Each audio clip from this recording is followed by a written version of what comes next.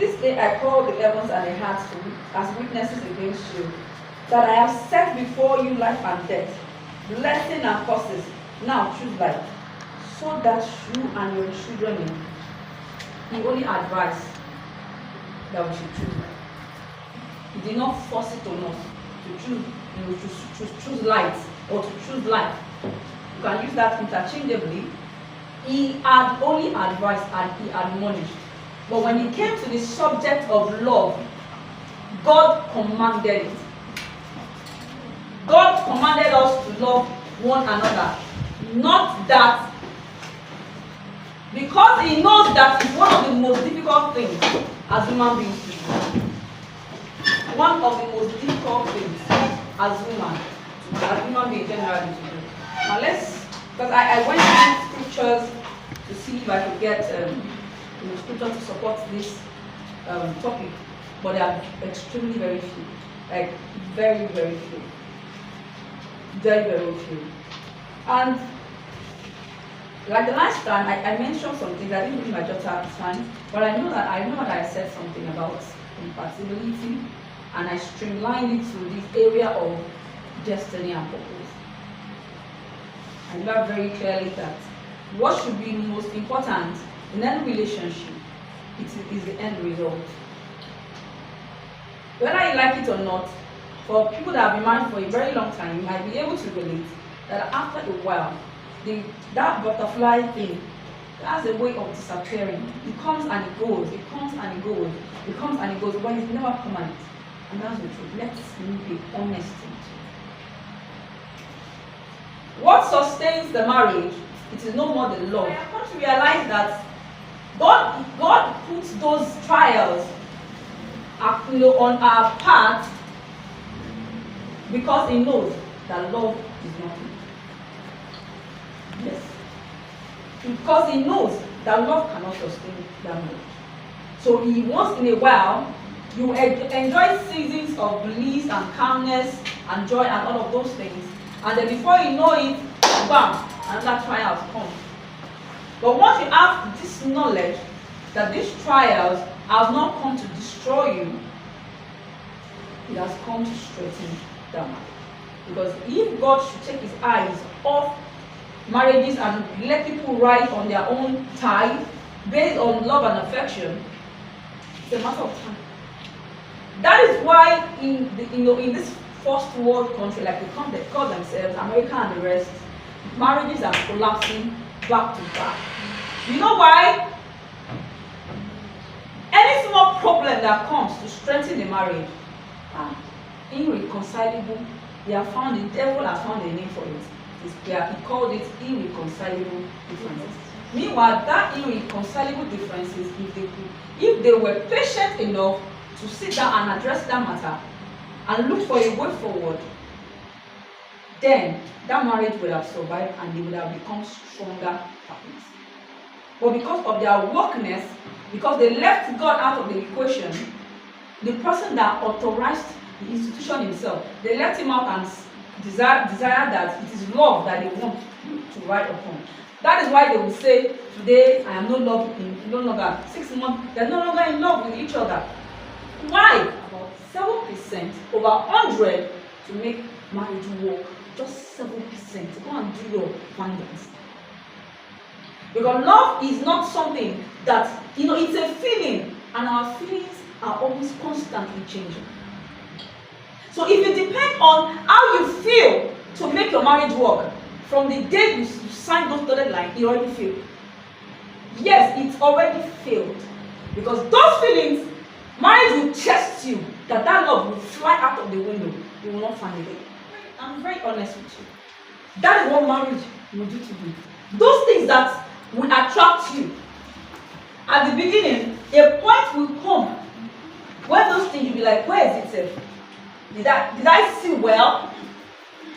Did I even look at this person very well before I got married? Because I cannot even see those things. Marriage requires work. Now let's go to the things that I just have to do a preamble so that you will know. Without even trying to argue at all. I heard that you were arguing. That love is not enough. Come and ask people like us. Go and ask. I still saw Pastor Iron. I don't know if you know him on Instagram. I still saw his message saying that one day he reacted to his wife. He went to his own coffin and was like, Pastor, did I just do that? Marriage will bring out the beast in you. You might not understand now, but when you get there, you will understand. Now let's go into some things that I wrote down that might, aggravate that topic that love is not enough, or emphasize on it. Love, I mean, this one. Stable is so that you can know me. I'm doing very. Okay. One is compatibility. Before we all set together, we always put our best forward, and that's true. That goes for everybody. We always do our best to be nice, to be kind, to be intentional. Those things that you saw that made you marry him, might fade away.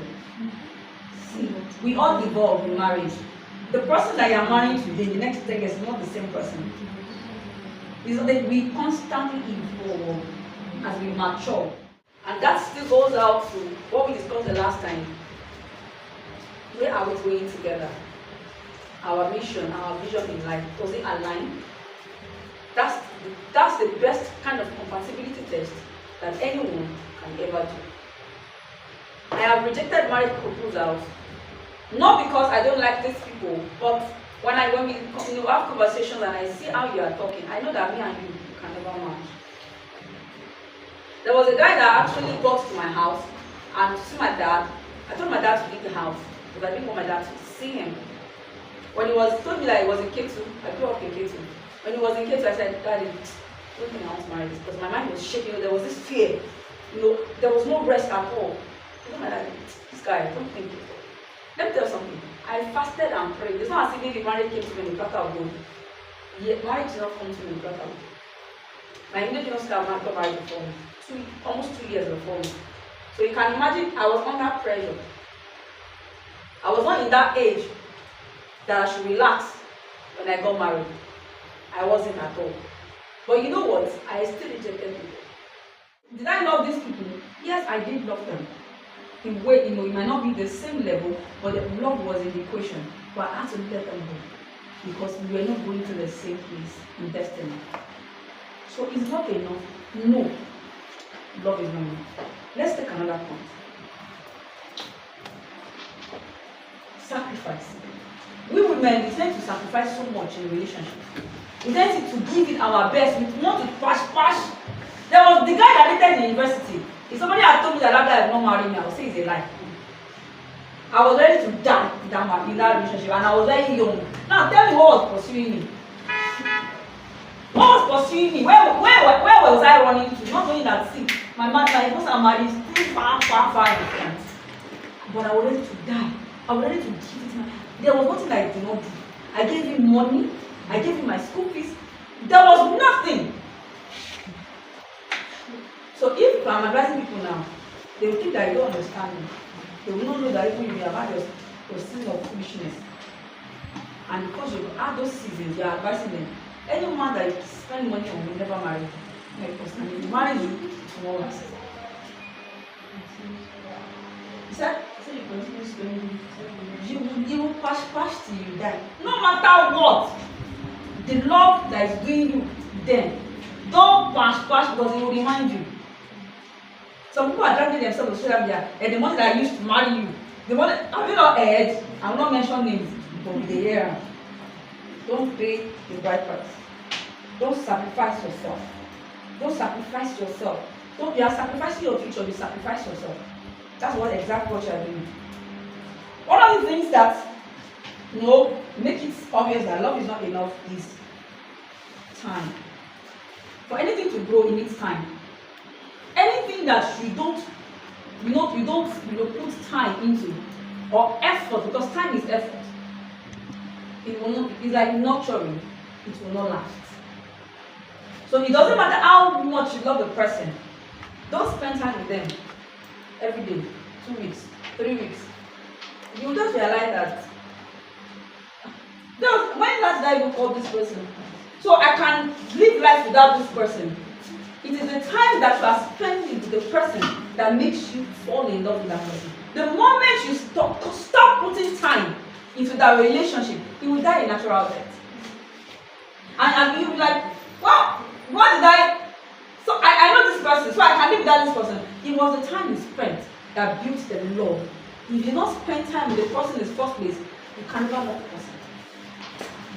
Most people is talking on the phone day and night, midnight call, I mean all those calls. That was when you miss the sweet talk, those times. You just like, oh, I think I love this person. Oh, I think I'm feeling this person. Then when you stop spending time with that person, what brought you together is time that you spent. So if you stop spending that time, it will die. So is love enough? What brought the love in the first place? The time you spent. So if your coming together brings love together, it does not make it stand forever. Because it's not supernatural.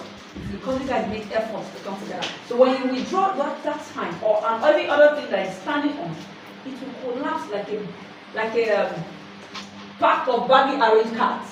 It will fall down.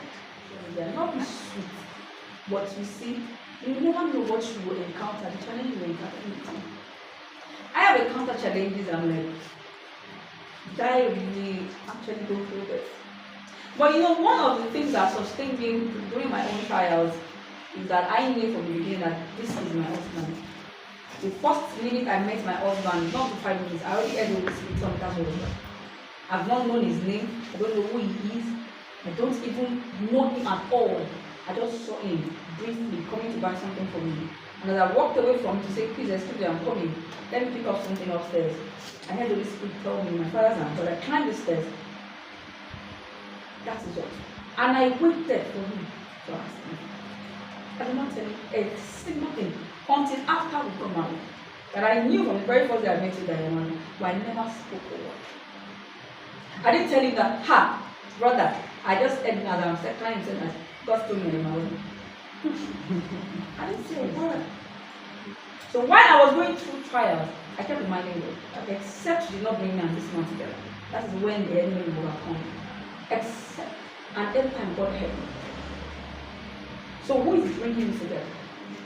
So why would you now all of a sudden wokeness? Because there's now scarcity of men. Even abroadians want to marry Nigerian men.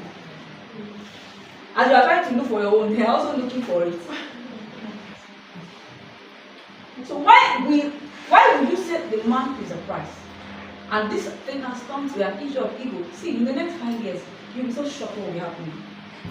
I thank God that I'm married the time that I'm married. I thank God that I do not do shakara. And I know what I mean by that. And like thank God I did not hear what people were telling me because there was a lot of for the very way. This guy doesn't have the capacity to carry a weight. He cannot think for you, cannot take care of you. Problem in today's union, marriages, because now men now feel like they are more important in marriage than women. So if you have such a partner, then you might have a problem. Marriage is the union of two people coming together unashamed, naked yet unashamed. No, I am this, no, I am that. We are all one and the same. Yet, one is the leader and one is to submit, but not foolishly submit. I don't believe in submitting foolishly. Just because you want to stay. When a man knows that he's submitting foolishly, they will trample on you. I don't care how unlettered that man is. I'm trying to get what I'm saying. Work on your marriage. Stay married. I am a very strong advocate for that. But what I'm saying is that when you depend on your husband too much and he sees it, because he will know, he will feel it, you might lose your sense of purpose in his front. So as he's doing this thing, just try and be giving your truth. Be sad. You understand? Be adding value because, see, that value, because another will always tell me that he saw something in me. That he saw that this woman, Ojara, she likes to struggle and get her own money. And his friends told him not to marry me because this girl, where I'm seeing now, she's doing cook up. Where did she get money to buy a car? You know, in those ages, it's a taboo for a woman. Even up to today, they still drive a car. They believe that your husband that bought it for me. I'm not saying that your husband should not buy a car. You understand, for the wife. But even at that, even the one you buy for yourself, they think that is your husband. So as your husband is trying to make it in life, who told you that you have to be in the rock bottom? Do you get what I'm saying? No matter how small, try to add value to yourself. Because I know what I'm saying though. They will look at you and be like, we are not on the same. I've seen so many divorces why because he felt like the wife was not on the same pedestrian with him when it comes to things, politics and all the rest. Like they can't have a conversation together and flow. So there's always restriction because one person is below in terms of IQ and reasoning. Don't ever allow your marriage, your relationship to get to the point where you become toxic to each other. We had this, I'm sure the last time, but not in this room. When you are fighting too often, it's very bad for marriage. When you are fighting, when you realize that you are fighting too much, find a way, go out, go on vacation, sit down and talk, late night movies. Don't just cover everything up with sex and think that you have made up. That's what most people do. They just cover it up with sex. Are you married? They just cover it up with sex. And feel like the next day we are not cool. See, let me tell you something. Covering it up with sex every time, give it 2-3 years, you will start resenting each other. Because those things that you are thinking, it won't need to pile up and you start to think about it. That will bring it to you. So let's talk about it, don't go to church. Don't buy those by lonely dear. Don't talk about it, don't go to buy fine. The devil will bring everything back and they will become resentful. And you now realize that you detest this person. The person that used to be madly in love with. But because you get sweeping everything under this carpet, the mind becomes toxic. So never allow yourself to get to a point where your marriage becomes toxic. When things happen, don't cover it up with sex. Make out time to talk about it. As a woman, learn to take those steps. Carry your husband along in everything that you are doing. When you find out that you are trying to carry him along is delaying you in some certain things, I will not open mouth to say those things. Take a whole step. He will catch up. Later he will tell you, oh, what to do. Thank you for taking those steps on behalf of our family. Because if you rely on your other society to take steps that affect your life, exponentially, then you're going to stay on the spot for so long. And before you know it, you are old and you are not able to achieve some things. I'm not saying that you cannot achieve things even at old age, but what I'm saying is that it's better you achieve them early when you can. I mean, why not? What should stop you in the first place? So don't let I am married stop you. Most women, when we get married, we tend to relax and say, another point is trust. So you talk in a very deep way. When trust is broken, love is never enough. You realize that someone that you came to love so much, when a person does something and breaks your trust, before you can come around and love that person back, it can take years. And I'm not missing my words. Marry someone that you can trust with your destiny.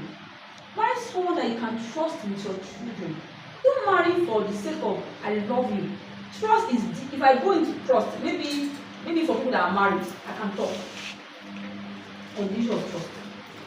But here right now, that's where I can stop. It's so deep. So it's not enough. No. Love is not enough.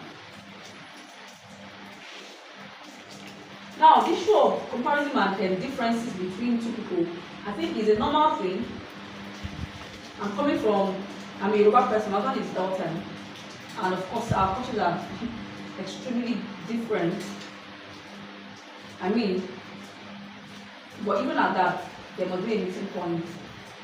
There must be a point where there's understanding. But in a situation whereby they're not able to meet, from where I come from, my culture, they marry 2 wives. That's your culture. That's your culture. Do you want to be a second? Do you want to have a second wife? Do you want to have a co-wife rather? So why would you marry that person because you love that person? So is it only spirituality that will make marriage work? Is it only being spiritual and speaking in tongues now? Have you not seen some men that will beat their wives and they go back and speak in tongues after beating their wives? Which tongues are you speaking in? Is it the one that the devil is in and the one that God is in? Because not all tongues are from God. I said it. Which tongue are you speaking? When God says that you should go and love your wife as He loves the church, and you're not doing that, you're speaking to, who are you talking to? You are floating in the air. I'm not going anywhere. We must have our sense, both spiritually and physically. No time, no season. Don't you go finish that guy, and you'll be looking for the people that you'll be calling. You don't mean our natural hunters. If you are calling him too much, you'll be looking for the people that you'll be calling. Love is a feeling, but how did you get to the point where you know that you love this person? I can't just meet you the first time and feel I really love you. I might like you, I might like the energy, the vibe, that's the call love. But the love is not there yet. What brought us to a place where I now feel like I love this person? What?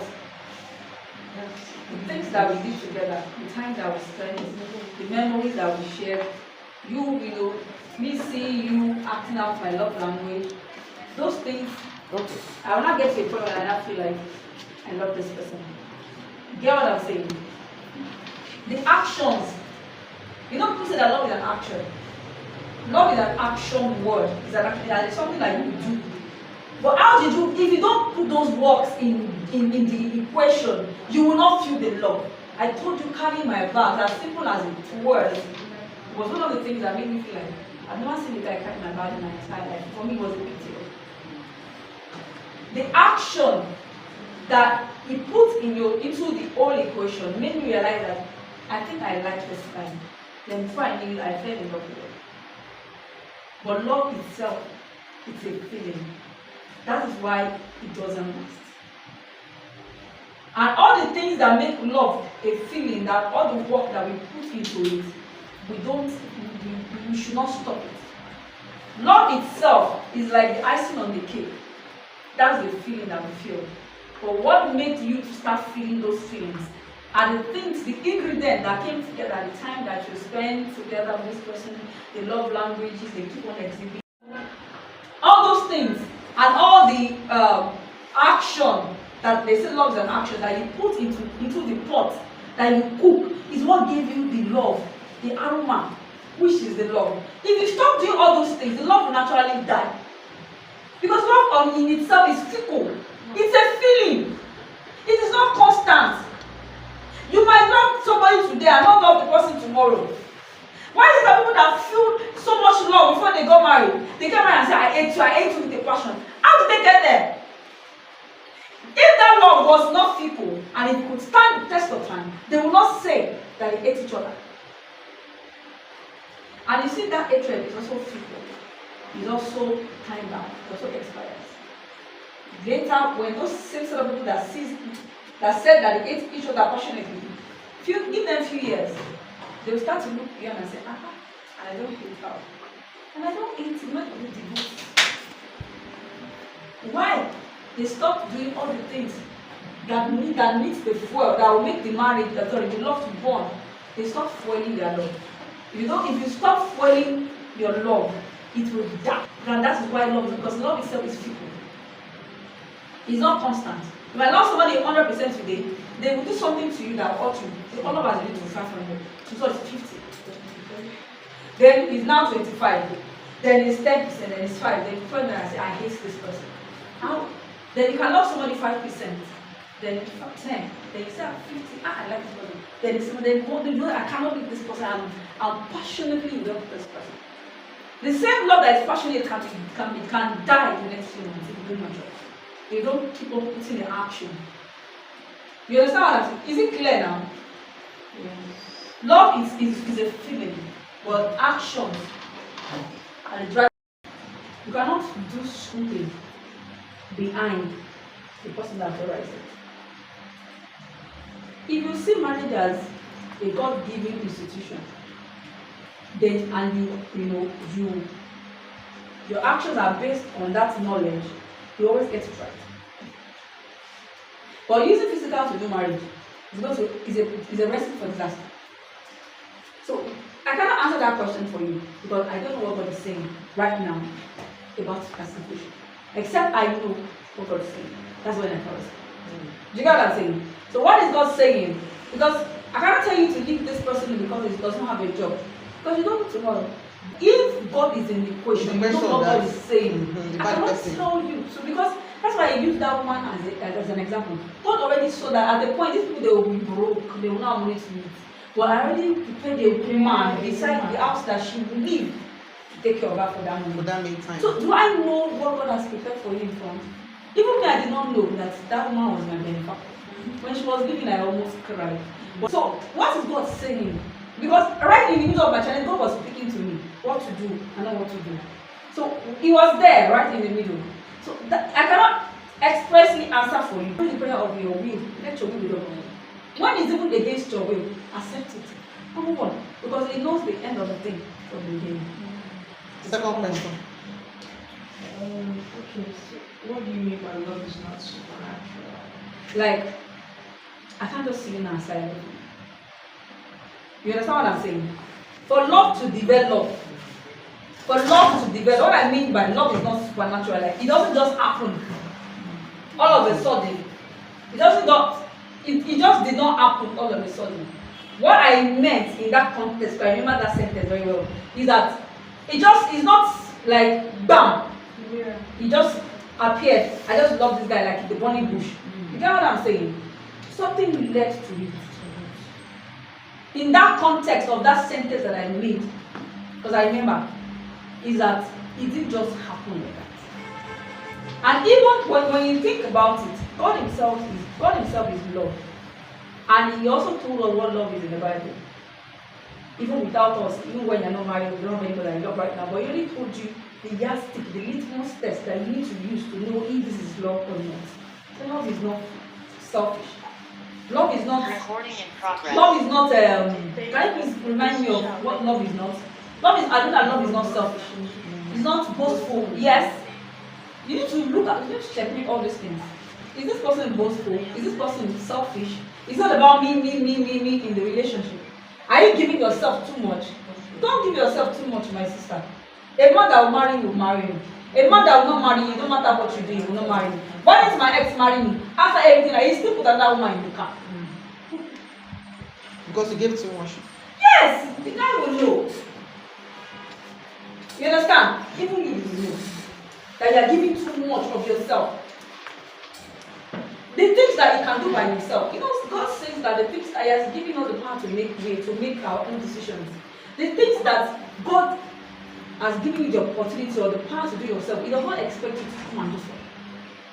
When you are sick, you know that when you pray and you feel like there's no change, please go to the hospital. God gave them the knowledge to treat us and make us well. So, the way a man will treat you before marriage is totally different. The real person is waiting for you on the other hand after signing the dotted line. So wait for him because you will meet him. So that means, for that question, whatever God is saying. Exactly! No, because saying, I cannot use those yardsticks. Because of what she said. She said you're not going to sleep with the spirit, so do not marry someone you are not. Okay, that's why you asked that That's why you question. asked that So question. you see, it still boils down to the same. What did God tell you? See, let me tell you something. God is not wicked. God will not go and give you somebody that your vibe don't match. She said that when I said no. When God brings you together, he knows what he's doing. Trust him completely. Trust him with your life. I always tell God that I put all my eggs in your basket. I know that you love me. Get to that point with God where he knows that you are his only option in this life. And see if you will not make a way straight. So you need to just get to that point where you are like, God, you are my option A, option B, option no other option. You are my plan A, my plan B, my to Z. You are the only option that I have. And you see, it will make it okay for you.